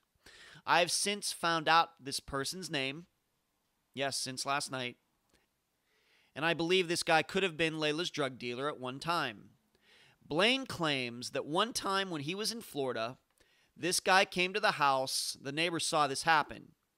Blaine did not give me a date on when this happened. As for the lie detector situation, the first test was inconclusive. Susan said that, and Blaine says the same thing. Blaine says he doesn't want to take another one because the first one was already inaccurate. He worries that the second one would also give inconclusive results and make people be even more suspicious of him. Regarding the True Crime Daily interview that he did, he claims they cut and edited it to make him look like the villain. And yes, he used that word, villain. Regarding the incident of Lela allegedly dying, Blaine claims it was a lot more than a week before she disappeared. I'm guessing then, he didn't give me a specific time, but maybe a month before, 2 months before. He claims that it was not a week before. The reason he says he called Jessica is because Lela was trying to kill herself. If you remember, Jessica just told Susan, yes, Leila's dead. Whereas Blaine is saying that when he called Jessica, he claimed that Lela was trying to kill herself. However, Blaine never gave me any explanation as to why he didn't call 911 instead. Regarding the post in which Lela says Blaine was having sex with another man, Blaine claims he didn't even know about that post until the next day, July 5th. However, he was on Facebook communicating with Lela at the very moment she posted it. That's a fact. Blaine insists the sexual encounter never happened.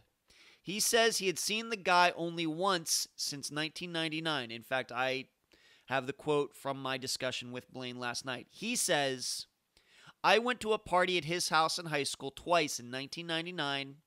I never saw that dude but once when he came in my store a couple years ago to get crickets. Blaine called the guy a loser druggie, the type of person he would never hang out with. Yet, this morning, I got to talk to Susan about some of this discussion, and Susan says that Blaine and this guy worked together at this guy's business, where he worked, before Blaine started at his family's sporting goods store. I don't know if those comments can contradict each other or not, but that's what Susan says. Blaine says he understands that exes must be looked at, and he says it sucks because he didn't have anything to do with Lela. He didn't do anything to Lela. He did not murder her. He did not do anything. He does not know why she disappeared. Frankly, I forgot to ask him about the pregnancy issue.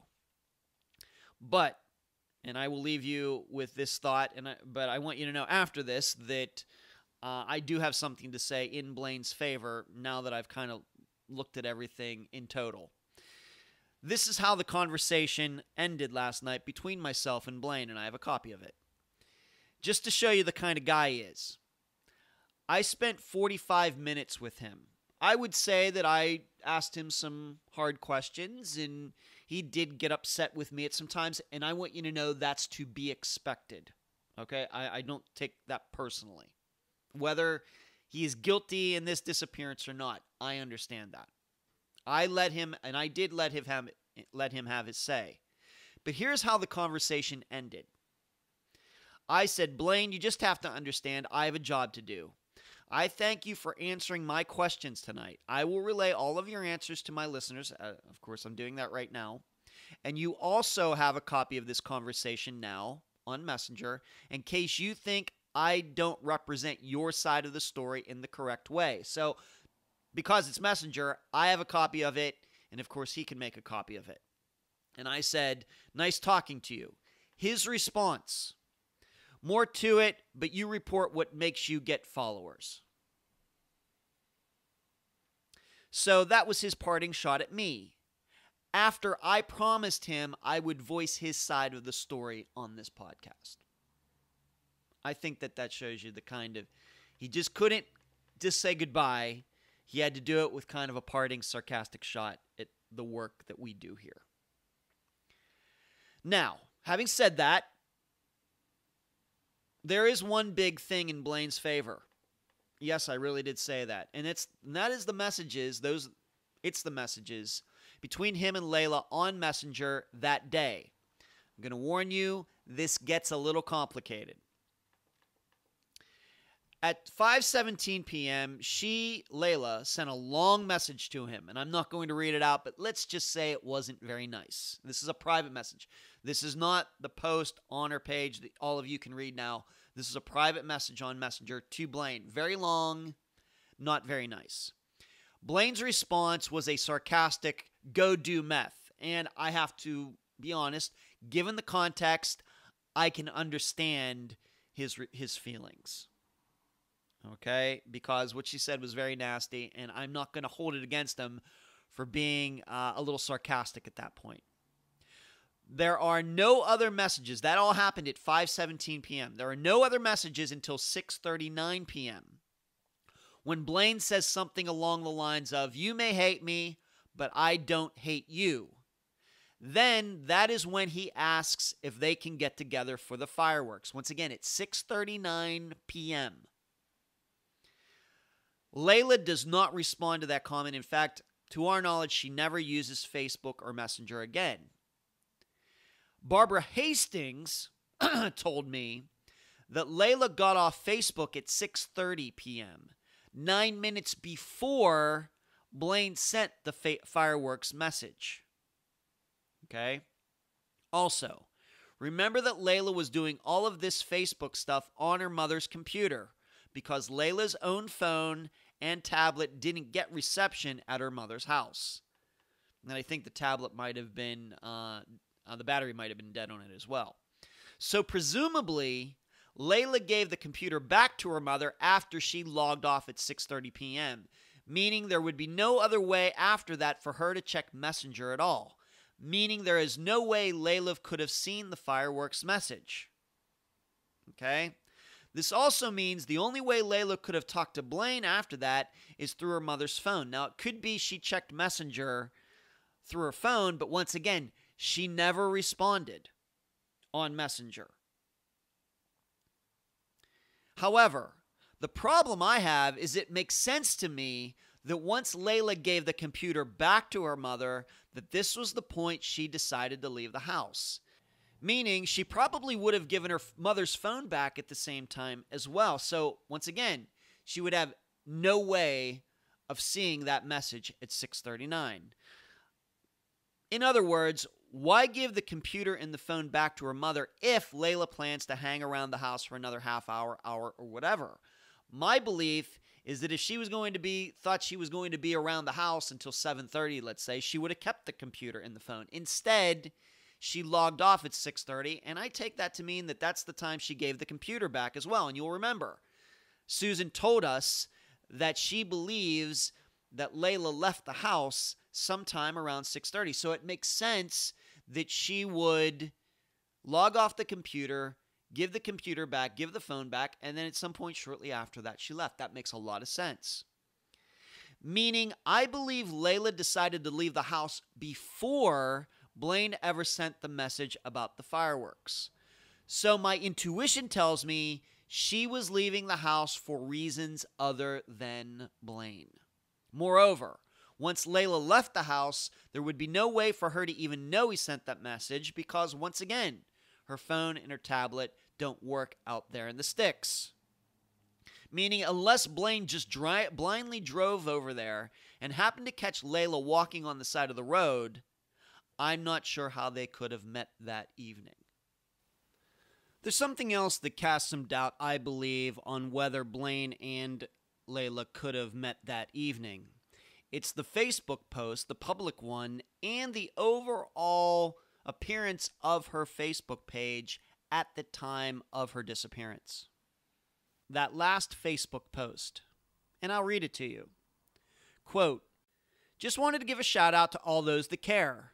Blaine Growhere Jr., thank you for showing me that a woman can still have an ass like mine and still be left for a man.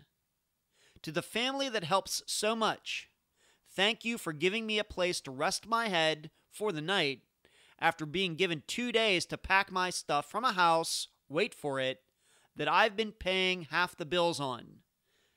In parentheses, yes sir, Tahoe included. Think I am lying? Check the bank records on the withdrawals he debited from my account. We all know I get a crazy check. End of parenthesis. Thank you for letting me know in detail that y'all, quote, understand why you didn't want me, that y'all don't either, unquote. You don't have to take any effort, quote, throw me and my stuff off down by the bridge, unquote. I threw my stuff myself.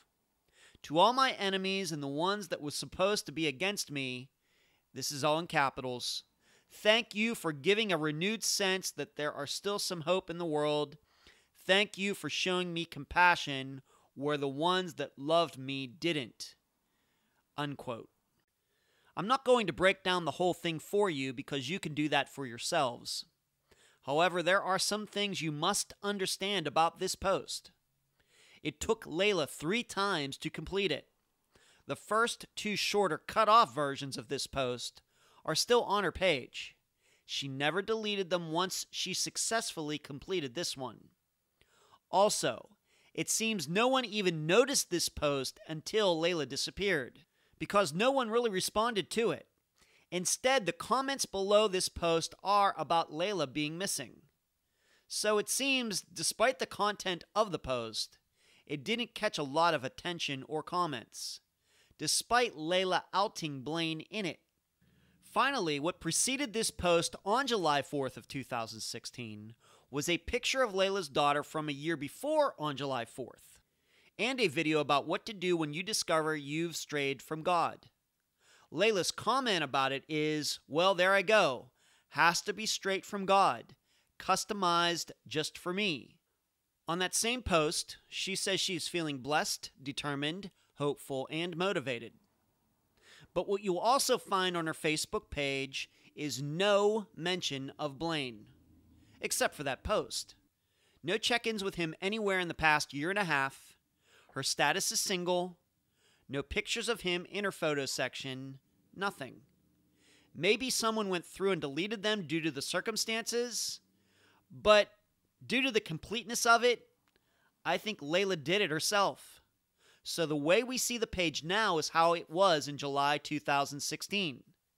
Once again, no mention of Blaine.